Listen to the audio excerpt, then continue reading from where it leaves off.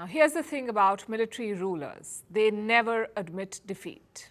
It's always about projecting strength, about showing the people who's in charge, which is why the events in Myanmar have raised eyebrows.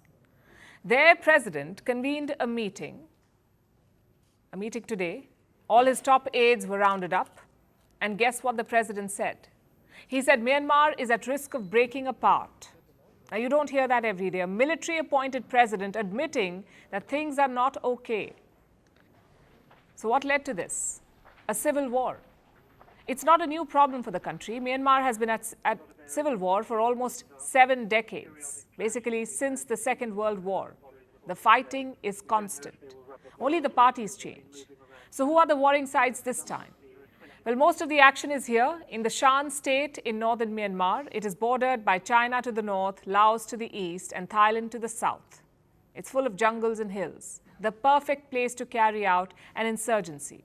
3 ethnic armies are involved this time. They're backed by a number of militant groups. And what do they want? To overthrow the military junta, the military government that took charge in 2021. And guess what? The junta is spooked.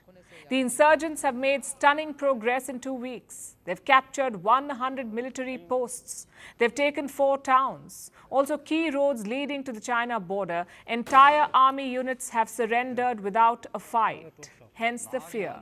For the first time, the junta in Myanmar is worried. Maybe even on the ropes. It's too early to say who will win.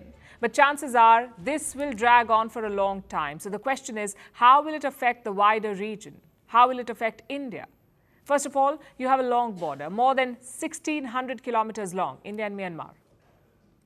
4 Indian states border Myanmar: Arunachal Pradesh, Nagaland, Mizoram, and Manipur. This border region is a dense jungle. It is home to multiple insurgent groups. Many of them have fought against the Myanmar army. So the worry is they will do it again. And they will use the Shan offensive to attack the junta. If they do, it's a problem for India, because fighting along the border leads to refugees. Consider what happened after the coup 2 years back. Almost 30,000 refugees poured into India. And right now, that's not ideal, especially not in Manipur. The state is dealing with its own conflict. 2 ethnic groups are facing off against each other in Manipur, the Kukis and the Meiteis. The violence began in May this year. But even after 6 months, it has not been resolved. And Kukis have allies in Myanmar. So you can imagine why it's a worry. Beyond that, New Delhi and the junta have had a professional relationship, even when Myanmar was a democracy. Whether it's on counter-insurgency or counter-narcotics or border security, we've had a professional relationship. So a civil war would put India in a tough spot. Yes, New Delhi prefers a democratic Myanmar, but constant fighting does not help. And it's not a worry for India alone.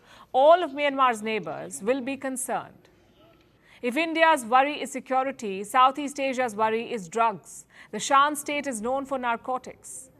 At first, it was opium. Nowadays, it's methamphetamine and crystal meth. The insurgent groups are part of this trade.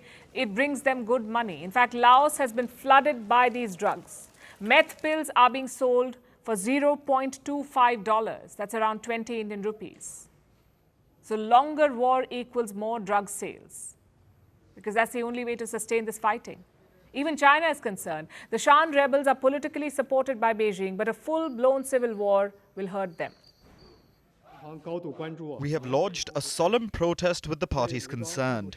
We once again demand that all parties to the conflict in northern Myanmar immediately cease fire and take concrete measures to prevent the recurrence of the situation that harms the Chinese people's lives and property safety in the border areas. The next few weeks will be crucial. Myanmar's army has air superiority over the insurgents. Going forward, that could be key. But if the last week has proven anything, it's this: the Myanmar junta is not invincible.